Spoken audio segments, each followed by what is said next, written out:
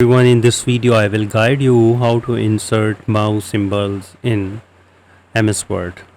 So this is pretty simple and easy. What you have to do is you need to press the Alt key and press 1 2 8 4 3 on the numeric side keypad and release the Alt key. And this is what you can see, that mouse symbol has been inserted. Select it and make it bigger as per your requirement. You can also give some effects if you want to.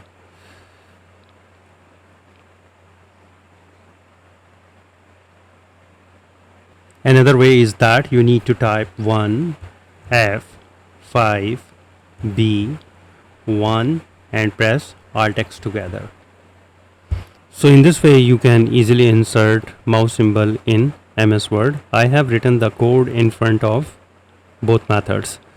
So if you think this video is helpful, please support my channel. Thanks for watching.